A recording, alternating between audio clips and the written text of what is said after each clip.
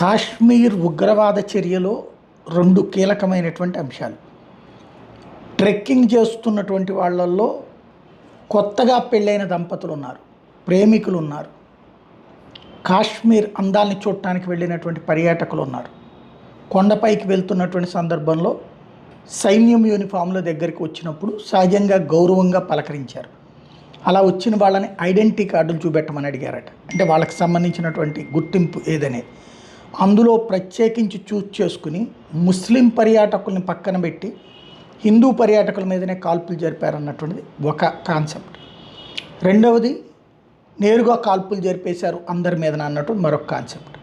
ఈ రెండు సంఘటనల్లో ఏది నిజం అన్నటువంటిది ఫైనల్గా సైన్యం చెప్పాల్సి.